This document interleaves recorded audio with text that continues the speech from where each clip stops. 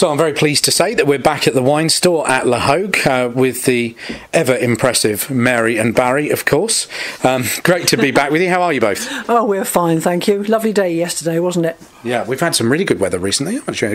Good grape growing weather, I would imagine. Yes, but no rain, thankfully. Actually, yeah. We wait for the cricket season, that'll change things. We'll definitely kick it off. Okay, so we start a new series today, and a similar theme. We're travelling around to different regions, taking a look at what are the most popular and talked about and topical wines of the moment. And Mary, where are we this week? We're going to Alsace, eastern France, just the French side of the Rhine, and they've got the Vosges Mountains behind them on the western side, so that stops too much rain falling on their vineyards. And they've got, everyone thinks when they see the bottles it's a German wine because they're the long, narrow, tall bottles. And it's the only French region which traditionally in the past always had the grape name on the label. And interesting wines, grapes you don't see elsewhere in France, different flavours, and a lot of them go very well with modern cuisine, spicy foods. There's the Gewürztraminer grape, which is a bit of a mouthful. Most of the people in Alsace call it Gewürz. And then we've got Pinot Gris, which the Italians call Pinot Grigio. They've got Riesling, they've got Silvaner, Pinot Noir, a whole host of different styles of wines for different events.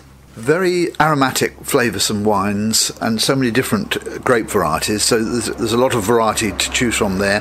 The area geologically is very mixed and there are many different minerals in the metamorphic rocks in the area, and there's also some sediments as well, so there's lots of different minerals and the wines I think mirror that. Yeah. And the impossibly named Gewürztraminer grape goes very well with spicy foods, stir-fried foods, curries.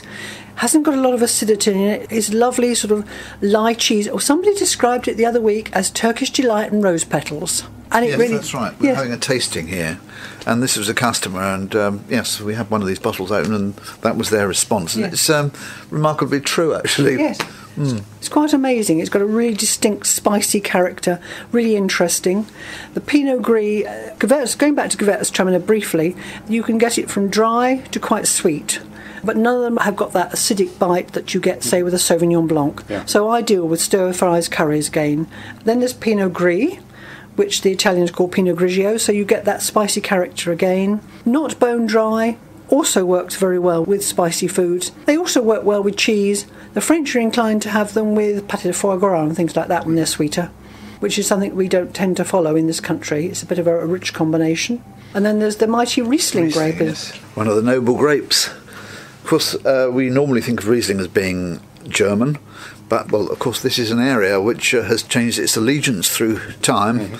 Grandparents' time, the First War, if you like, the Alsatians fought with the Germans. And in the Second World War, they fought with the French. Yes.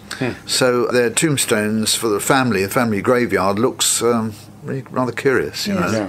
Yeah, I remember the first time we saw one of their war memorials, and it is quite confusing because you've got this sort of Germanic slant to it, and then all of a sudden it all breaks out into French.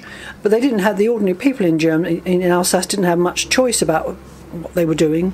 They were conquered by the Germans in 1870, and then when the Germans lost the First World War, they became French once more. But it's always been one of these areas that's been like a sort of dog with a bone, France pulling from one side, Germany from the other.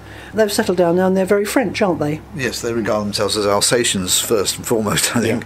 You know, but and it's an area very worth a visit because the towns, the small villages are very attractive, half timbered, you know, a lot of, what should we say? Almost alpine in a way. Yes, it is, yes. And another thing to mention, the bottles of this area are tall and slender, and they have a tendency still to remain with somewhat Gothic labels, redolent of older times in the wine trade. Yeah. You know, so... And you can also get red wine in the area. We've had some beautiful Pinot Noir from Alsace, absolutely gorgeous. They make sparkling wine, so they make quite a range of wines. So if you were there on holiday, you could have dry wines, sweet wines, red wines, sparkling wines, and all complement the local food. Their famous cheese is Munster, which goes well with a lot of their white wines.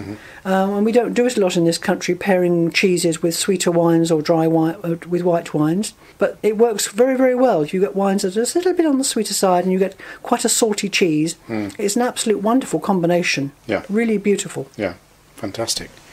Mary Berry, thank you very much. And I have to say this because I very often stand here open-mouthed at the amount of recall that you guys have and the amount of information that you're about to pluck out of nowhere. There are no scripts for this. There are no pieces of paper. There are no prompts. There is nothing here that's being used apart from your experience and your memory. And I've got to say, that is impressive. So. And we're sober. At the moment. Great to have you back on the show, and I can't wait to catch up again next week. Thank you. Thank you very much.